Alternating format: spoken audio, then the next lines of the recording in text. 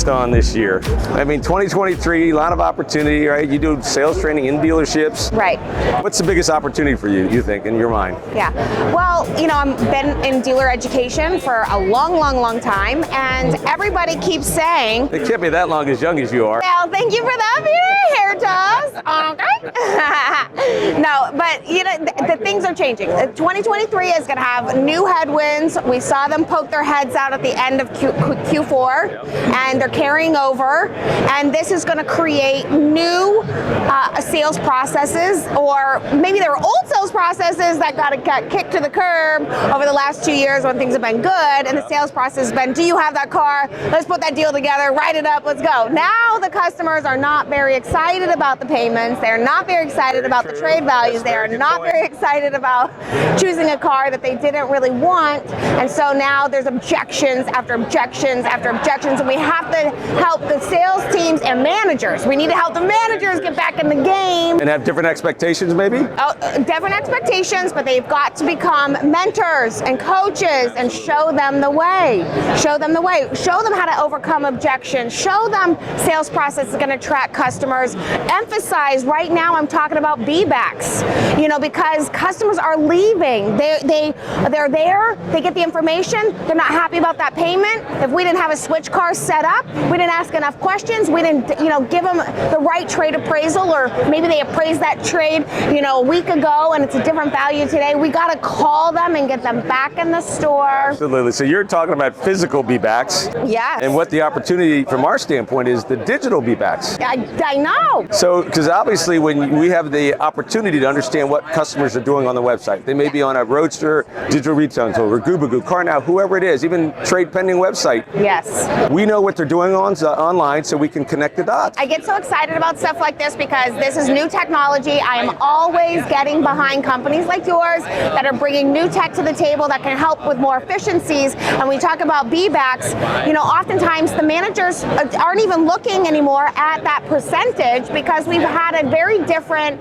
environment in our sales business. And it's like, you know, now if you can bring the data and you can be like, hey, guys, they are still in the market. Look where they are going. They were here 6 months ago, came back 2 days ago, and by the way, this is what cars they were looking at. That's what I'm talking about. And it's like a reminder of, hey, we need to get back into the game. We got to contact these guys. We got to say different things to them. Absolutely. To get them back into the store. We need to leverage both. There's so many signals that are being left on the website with all these folks, because we all know they're starting online, right? The purchase journey starts totally before they eventually come in. Even with COVID, that kind of, you know, kept people out of dealerships for a while, and all these digital retailing tools came about because they were afraid that they'd have to sell cars completely online. That never happened. And maybe 5-6%. Tesla at the time was the only game in town. That's why it's the only way you could buy a Tesla. Yeah, I agree. Today, I mean, you literally still have people going in to shop and to understand and want to see the value of their car. That's why whatever widget they're going into, we can understand what they're doing. That way, when you do make the phone call, you're going to know what they're interested in, and with the data that we've integrated with, like Equifax, we have income data. So now we're not going to follow up with we have income data from Equifax. How does that work? So we obviously can ping Equifax and understand what that person's income potential is, so that you're not marketing a car they can't afford.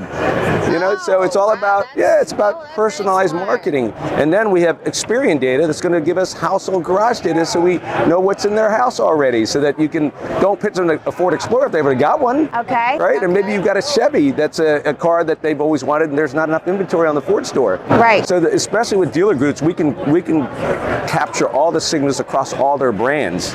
And we know the inventory levels are not coming back lately, right? No. Well, some of it is, but not like, never to the pre-COVID days. Yeah, I think most of the OEMs realize less production, everybody's making more money. Totally. But now it's more important. If somebody wants an F-150 Lightning and there's no inventory, they don't have allocation for it, guess what? They have the Chevy store, the EV Chevy Silverado. Now the brands may not like that, but the dealership, Peter Fong Ford Peter Ford Auto Group wants to keep them in the family. You know, I find like a lot of these data points really interesting because in just kind of going back to that be-back conversation and being able to see that, yes, this customer is in fact gone home and is in fact still looking. Sometimes people leave because of an affordability problem. Exactly. That's a major headwind in 23. We saw it poking its head out at the end of the last year. And now I'm thinking, well, maybe I need to serve up a different vehicle. Maybe the customer was embarrassed and they were like, oh, I'm just going to leave. That's exactly why we're integrated with. It makes total sense. I see it. I see it. I see it. Now, so okay, now you're collecting all of these data points.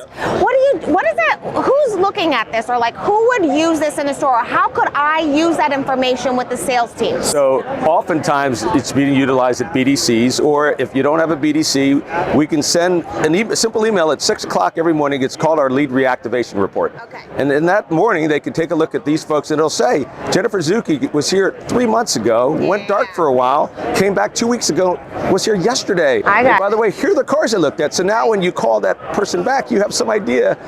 You know, you're not going to be creepy and say, I saw you were looking at. No, right. But at least as the person calling back, you have more information, so you can customize what you say. What's important here is that oftentimes when I'm in the stores, I'm like, look, there's all these opportunities sitting in the CRM, you know, and you got to target. I hate to say this because I used to always say don't cherry pick. Now I'm like cherry pick because we have limited inventory. Okay, so there's certain people we can target, and with the data, it's easier for us to target the people that are the better candidates or candidates that we have something for based on even the credit that you suggested if I'm going to target, and make my team's day to day a little bit more, a lot more efficient. Yeah, because we don't want them banging their heads on the wall against people that don't respond. Exactly. And the nice thing is if they have a vehicle that they're looking at that you know that you don't have or not going to have, and you have other brands, why not serve up the comparable vehicle of another brand so that you can walk away as your customer, right? I mean, that's the kind of information we collect, and we'll be able to help BDCs, and we can help salespeople that are doing their own follow-up understand from all the data being collected what they should say. So there's a higher rate of I mean, most of us all want customization. You call American Express Travel and they want to go, oh, you were at Beaver Creek last week. You're looking at another ski trip?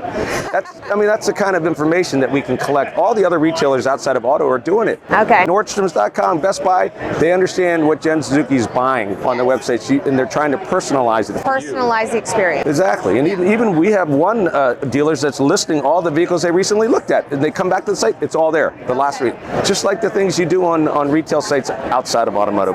There's no if anything, since it's a longer purchase journey, and it's not going to the drugstore, buy one, and leave, why not remind them, because you may have not time, you go in, you're looking, why start over? Have the vehicle that they were looking at 2 weeks ago, 3 weeks ago, a month ago, be the one that pops up. Yeah, that's the one I wanted. So you don't have to build and shop, and you don't want them to have to start over, and you want to collect the information so that you can personalize and save them time. I understand all of that, and I love leveraging technology into sales process. I think this is smart selling. I would call this smart selling. Absolutely. This is intelligent selling. We have to start navigating towards leveraging tools like this, you know, with our front line. What it does for me, because I'm in the dealerships every week and I'm working with these teams, and my goal is always the same. How can we help improve our team's skill sets, keep them, retain them, nurture them, and see them accelerate? Especially when they had those banging paychecks, and I'm like, how are we going to keep these paychecks alive? That's a good point. You know, you got to give them more tools, right? You got to keep them informed and educated, but at the same time, when they start to see this data and they see that people are, you know, changing their minds, or they're on the wrong vehicle, or, you know, we need to ask better questions, what it does for me is it helps me to show them, hey, we need to ask different questions, okay? So if they were in your store, if we go back to the be-back situation, and they were in your store, and now we're sort of, you know, we're tracking some movement, and I can see they're looking at different cars.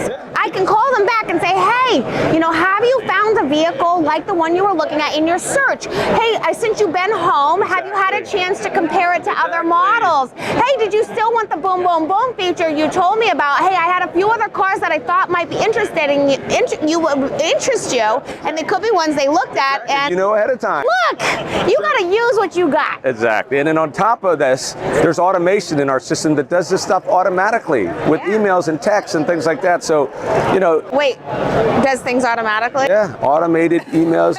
Does things automatically. I mean, I literally love automation. I think it's the part. It's a tool that that salespeople, managers, dealers need to use. So tell me about that. Like I don't know. So we do a lot of marketing automation. So not only do we collect the data, but what do you do with the data? Well, you can automate when we create these segments of people that are, let's say, we know lease is up in 6 months. You can set an automated by saying, hey, we know your lease is up in 6 months, or you're starting to consider what you're going to buy next. So those things can be automated with all the data you have. Okay, so you're going to ping them and look to ignite them. Because what they did, because we have the information, we know when their lease is up. So it's kind of equity mining. You put it on marketing automation. So that can happen on its own while your BDC's, watching what they're doing, so that you can offer up something that they want to do. So if you can reduce the people's time in your store to tasks that are going to be quick revenue generating, and use technology to ping the right people to ignite a thought, an interest. Exactly. Now we're targeting. Exactly. Yeah, that's where we need to be in the business.